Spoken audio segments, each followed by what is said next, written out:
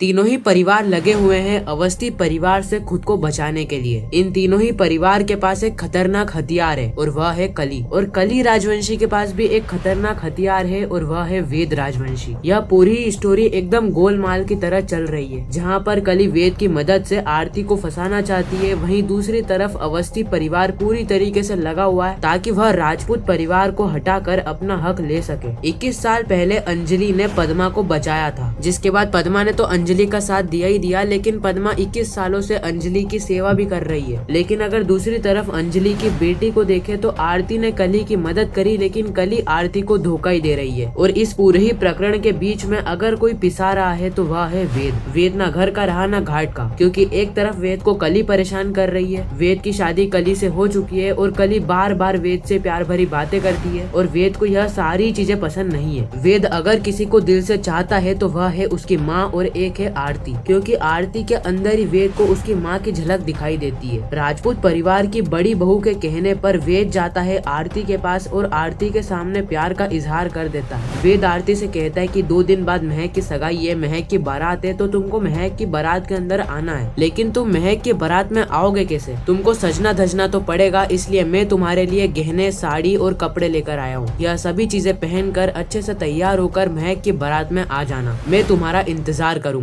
लेकिन इस वक्त तक आरती वेद से कहती है कि वेद जी, आप हमें क्या गरीब समझ रहे हैं? आप मेरे लिए साड़ी और गहने लेकर आए, चलो यह तो ठीक है। क्या आप यह सोचते हैं कि हमारे पास साड़ी और गहने नहीं हो सकते? और यह गहने किसके लेकर आए हो? राजपूत परिवार से मेरे मम्मी के गहने चुरा कर लाए हो? वेद कहता है कि राजपूत परिवार ने ही मेरे को यह गहने दिए है और कहा है कि तुमको दे देना, तुम्हारी मम्मी भी तो सच धज के आने वाली है ना, इसलिए तुम्हारी मम्मी के लिए ये वाले गहने और तुम्हारे लिए नए गहने। आरती का दिमाग इस वक्त तक बहुत ज्यादा गर्म हो जाता है और वह वेद के ऊपर भड़कने वाली होती है। उसी वक्त एक बड़ा हादसा होता है। तो आखिर वह हादसा क्या हुआ और किसकी वजह से हुआ, यह सारी चीजें जानेंगे हम आज की इस वीडियो में। तो चलिए बिना टाइम वेस्ट किए आरती अंजलि अवस्थी के लेटेस्ट एपिसोड का रिकैप टेलीविजन से भी पहले शुरू करते हैं। कहानी की शुरुआत में हम देखते हैं राघव सिंह राजपूत को, जहाँ पर राघव सिंह राजपूत अंजलि के सामने हाथ जोड़कर माफी मांगता है और कहता है कि अंजलि, मुझे माफ कर दो। 21 साल पहले मैंने अवस्थी परिवार को, तुम्हें, तुम्हारी बेटी को धक्के मार के बाहर निकाला था। तुम्हारे पिताजी और तुम्हारी बेटी के नानू भी आए थे, वह भी मेरे सामने हाथ जोड़कर गिड़गिड़ा रहे थे, लेकिन मेरे अंदर जरा सी भी शर्म नहीं थी, क्योंकि उस समय मेरे बेटे की मौत के बाद मैं अपना आपा खो बैठा था। मुझे बिल्कुल भी समझ नहीं आ रहा था कि आखिर मैं करूँ तो करूँ क्या, क्योंकि उस समय मेरा दिमाग बहुत ज्यादा गर्म हो रहा था और मैं चाह रहा था कि मैं तुम्हें भी मार दूं। लेकिन 21 साल पहले जो कुछ भी हुआ उन सभी चीजों के लिए मैं पश्चाताप करता हूँ, तुमसे माफी मांगता हूँ और तुम्हें महक की शादी के अंदर आने के लिए इन्वाइट करता हूँ। तुम, तुम्हारा पूरा परिवार, तुम्हारी बेटी सभी आमंत्रित है मेरी बेटी महक की शादी में आने के लिए। उसी वक्त राजपूत परिवार की बहू अंजलि से कहती है, अंजलि और आरती, तुम महक की शादी में तो आने ही वाली हो, साथ ही महक की बारात में भी आ जाना, क्योंकि तुम तो लड़के वालों की तरफ से भी हो, लड़की वालों की तरफ से भी हो, इसलिए तुम महक की बारात में भी आना। और आरती में बारात में लाने के लिए तुम्हारे घर में एक स्पेशल मेहमान को भेजने वाली हूँ। आरती भी सोचने लग जाती है कि आखिर वह स्पेशल मेहमान है कौन। उसी वक्त राजपूत परिवार की बहू कहती है कि मैं स्पेशल मेहमान को फोन ही कर देती हूँ। वह वेद को फोन करके कहती है कि लो वेद, आरती से बात करो। आरती वेद से बात करती है और कहती है कि वेद जी, आपने मुझे फिर से फोन कर दिया। वेद जी, मैंने आपको कितनी बार कहा है कि आप कली के पति है, कली से बात करो, बार बार किसी पराई लड़की से बात मत करो, लेकिन फिर भी आप नहीं मानते हैं और बार बार मुझे फोन करते हैं। वेद कहता है कि तुम पराई लड़की हो क्या? तुम तो मेरा प्यार हो और जिस लड़की से मैं प्यार करता हूँ उसी से मैं शादी करूंगा। और यह बात तो तुम्हें भी पता है और मुझे भी पता है कि शादी के अंदर जो सिंदूर मैंने कली की मांग में भरा था वह सिंदूर नकली था। हालांकि वह सिंदूर तो था ही नहीं, वह तो केवल और केवल लाल रंग था। और आरती, तुम उस लाल रंग को असली मानकर बैठी हो। आरती, मैंने तुम्हें कितनी बार समझाया है कि उस कली के चक्कर में मत पड़ो, क्योंकि अगर तुम उस कली के चक्कर में पड़ोगी ना तो अपनी पूरी जिंदगी बर्बाद करके बैठ जाओगी। मैं तुम्हें पहले भी कह रहा था और अभी भी कह रहा हूँ कि मैं तुमसे बहुत ज्यादा प्यार करता हूँ। आरती, मैं तुम्हारे घर में एक सरप्राइज लेकर आने वाला हूँ, इसके लिए तुम तैयार रहना। साथ ही हमें महक की शादी के अंदर भी तो जाना है, बारात में भी तो जाना है। आरती वेद की यह सारी बातें सुनकर बहुत ज्यादा परेशान हो जाती है और वह फोन को काट देती है, क्योंकि इस वक्त तक आरती वेद से तो प्यार करती है, लेकिन उसको यह नहीं पसंद कि वह वेद जी से बार बार बात करे, क्योंकि एक तरफ तो आरती ने वेद की कली से शादी करवा दी है, उसके बाद वह वापस से फोन करके वेद से बातें करे, यह सारी चीजें आरती को पसंद नहीं है। उसी वक्त पद्मा पूरे परिवार के लिए छाछ लेकर आती है और कहती है कि आप सभी छाछ पी कर जाइए। उसी वक्त राघव सिंह राजपूत कहते हैं कि हम हमारी बहू के घर में कुछ खाते पीते नहीं है। राघव सिंह राजपूत कहते हैं कि हमारा काम तो हो गया, हमने आपको इनवाइट कर दिया है, तुम्हारे पूरे परिवार को शादी के अंदर आना है। और आरती तुम्हारे कहने पर मैं तुम्हारे घर में इनवाइट करने आया, मैंने तुम्हें दादाजी बोलने का मौका दिया, मैं तुम्हारा दादाजी हूँ। जो भी शर्तें तुमने मेरे सामने रखी है ना, वह सारी शर्तें मैंने मान ली है, और अगर इसके बाद भी तुम शादी के अंदर नहीं आई ना तो मुझे बहुत ज्यादा बुरा लगेगा। राघव सिंह राजपूत कहते हैं कि हमारा काम था इनवाइट करना, हमने तुम्हें इनवाइट कर दिया है, अब तुम्हारा काम है शादी के अंदर आना। इतना ही कहकर राघव सिंह राजपूत वहाँ से चले जाते हैं। राजपूत परिवार की बहू कहती है कि आरती, तुमको पता है वेद तुमसे बहुत ज्यादा प्यार करता है, वेद तुमसे शादी करना चाहता है और तुम्हारे लिए वह कली को भी छोड़ना चाहता है, इसलिए मैं तुमसे रिक्वेस्ट करती हूँ कि तुम वेद के साथ शादी के अंदर जरूर आना। इतना ही कहकर वह अंजलि के पास आती है और वह अंजलि से कहती है कि अंजलि, देख रहे हो तुम्हारी बेटी को किस तरीके से हम जाल में फंसा रहे हैं, तुम्हारी बेटी पूरी तरीके से जाल में फंसने वाली है, धीरे धीरे करके तुम्हारी बेटी हमारे जाल में फंस रही है। तीनों ही परिवार को बर्बाद करने वाला अवस्थी परिवार अब खुद ही बर्बाद होकर रह जाएगा। इतना ही कहकर राजपूत परिवार की बहू वहाँ से चले जाती है। अगले ही सीन में हम देखते हैं वेद और सोनल को, जहाँ पर राजपूत परिवार की बहू वेद को जाकर गहने दे देती है। यह वही गहने थे जो कि अंजलि अवस्थी 21 साल पहले पहना करती थी। वह कहती है कि कली को तो गाड़ी, पैसा, शोहरत, घर, यह सारी चीजें चाहिए ना, और हम तो कली को यह सारी चीजें दे देंगे, क्योंकि कली तो बिकने वाली थी, कली की तो स्मगलिंग होने वाली थी, कली को तो आरती बचा कर लाई है। तुम तो भला आरती से ही प्यार करते हो ना, इसलिए तुम यह सारे ही गहने जाकर आरती को दे देना, और आरती को कहना कि हमें महक की बारात के अंदर जाना है, तो महक की बारात के अंदर जाने के लिए तुम पूरी तरीके से तैयार हो जाना। तुम आरती को कैसे न कैसे करके मना लेना ताकि वह महक की शादी में आ सके, क्योंकि हमारी तरफ से पूरा राजपूत परिवार आरती को इनवाइट करके आ गया है। स्वयं राघव सिंह राजपूत ने जाकर आरती, अवस्थी और अवस्थी परिवार को इनवाइट किया है और कहा है कि तुम्हें वेद के साथ शादी के अंदर जरूर आना है, और शादी के अंदर तो क्या बारात के अंदर भी आना है। और तुम्हें पता है वेद बारातियों का स्वागत कौन करेगी? कली राजवंशी। खैर तुम यह सारी चीजें आरती अवस्थी की चौल में जाकर आरती को दे दो, जिसके बाद हमारा काम तो हो जाएगा, जिसके बाद तुम्हारा काम रहेगा, और तुम कैसे न कैसे करके आरती को मना लेना ताकि वह महक की बारात में आए, महक की बारात में नाचे, और फिर बारातियों का स्वागत तो कली करने ही वाली है। वेद यह सारी बातों को समझ जाता है और वह गहने के डिब्बे पैक करके निकल जाता है आरती अवस्थी की चौल के लिए। अगले ही सीन में हम देखते हैं जहाँ पर वेद आरती के लिए बहुत सारे फूल और गहने लेकर पहुँच जाता है। आरती जैसे ही गेट को खोलती है, आरती के गेट के आगे बहुत सारे फूल लगे हुए रहते हैं। आरती फूलों को देखकर बहुत ज्यादा हैरान हो जाती है और सोचने लगती है कि आखिर यह फूल आए तो आए कहाँ से। उसी समय आरती एक फूल को हटाती है और फूलों के पीछे जिसका भी हाथ था वह था वेद। आरती वेद की शक्ल देखकर ही बहुत ज्यादा टेंशन में आ जाती है और वह वेद से कहती है कि वेद जी आप यहाँ पर क्या कर रहे हैं? मैंने आपको कितनी बार मना किया है कि आप यहाँ पर मत आया करिए, लेकिन फिर भी आप यहाँ पर आ जाते हैं। वेद कुछ भी नहीं कहता है और वेद गहनों के डब्बे लेकर आरती अवस्थी के घर में घुस जाता है। वेद आरती के हाथ के अंदर कंगन पहना देता है, आरती के गलों में हार पहना देता है, और यह सभी चीजें देखकर आरती को बहुत ज्यादा गुस्सा आ रहा होता है, लेकिन इस वक्त तक भी आरती कुछ करती नहीं है। और इसी के साथ यह खूबसूरत सा एपिसोड यहीं पर ही खत्म हो जाता है। बाकी आने वाली कहानी बहुत ही ज्यादा इंटरेस्टिंग होने वाली है। आरती अंजलि अवस्थी के एपिसोड में एक ऐसा मोड़ आने वाला है जहाँ पर आरती को मारने के लिए तीनों ही परिवार लग जाएंगे, और इन सभी परिवारों से बचने के लिए आरती एक नई चाल चलने वाली है। बाकी एडवोकेट अंजलि अवस्थी के अलावा आप और किन किन शोज के रिकैप देखना चाहते हो नीचे कमेंट करके जरूर बताना। मैं मिलता हूँ किसी नेक्स्ट इंटरेस्टिंग वीडियो में, जब तक के लिए गुड बाय।